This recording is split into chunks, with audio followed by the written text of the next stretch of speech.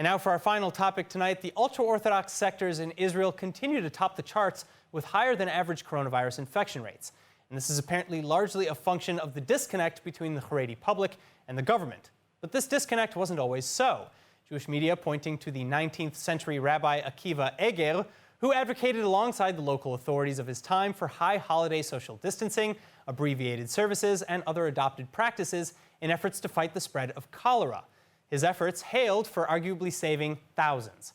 So what can we learn from Rabbi Eger as we continue now to observe the holiday of Sukkot? Joining us with more is Rabbi Ariel Konstantyn, the founding rabbi at the Tel Aviv International Synagogue. Happy holidays, Rabbi. Thank you so much for being with us. Thank you, Aaron. All right, so first of all, how was your Sukkot weekend? Thank God, beautiful weekend, quiet and unusual because we were home and not at the synagogue, but we've decided that we must close the synagogue and keep the people's health, something that is of paramount importance. Coming to the synagogue is an important value, but keeping the health is even more important. And citing the precedent that you mentioned, this is the precedent that we must follow.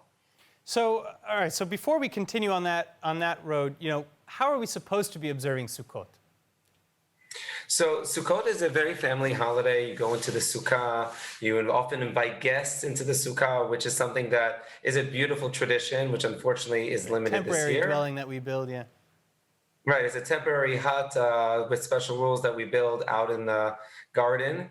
And we also take 4 species, a palm branch, an etrog, which is a citron, myrtle, and a willow, and we shake them in various directions. And that has many symbolisms about the land of Israel, about accepting all kinds of Jews, whether they are educated or they are not, whether they are doing good deeds or not. Everybody is united as one, and therefore it's a holiday of bringing people together. It's also a very universal message holiday that in the temple times we used to bring a sacrifice on behalf of all nations of the world, inviting them to the temple and praying on their behalf. And we pray for peace of all mankind and not just of the Jewish nation. So it has a very universal unity appeal, this particular holiday. All right, well, speaking of sacrifice, you started to mention this again. What changes have we made in the religious community in the face of the pandemic? It's forced us to make very challenging changes and sacrifices, as you mentioned. I mean, not being able to pray in the synagogue, especially on a holiday like Sukkot, where there are special rules where we march around the synagogue with those 4 species. Simchat Torah coming out when we dance with the Torah, singing and spilling all over into the street. These are very celebratory festivals. These are very communal festivals. It's a very challenging situation, very hard pill to swallow to not be able to do that en masse. But again, this is the requirement of the time. Judaism will survive as it always has throughout the generations.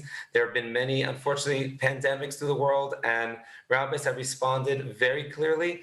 Health comes first. One of these citations of Rabbi Eger in the cholera epidemic was, they'll do a lottery. Half will come for Rosh Hashanah and half will come for Yom Kippur to keep the synagogue half full. And could you imagine them telling you, don't come to synagogue for Yom Kippur? That's exactly what the rabbis of old were telling us. And for whatever reason, the rabbis today many rabbis, not all, many rabbis are not receiving that message. And I hope they will. This is our tradition. So that actually, I wanted to ask about that tradition. What can you tell us about the idea of v'chai bahem, or the Jewish law that demands vitality and how it applies to today? Right, Judaism always requires life comes first, especially when you're talking about a rabbinic commandment like prayer, communal prayer, as opposed to the biblical commandment of life. Judaism is a life religion, believes in this world and encouraging life-sustaining activities. Anything that endangers life is put aside. If Shabbat observance, and you have someone who is ill, you must violate the Shabbat.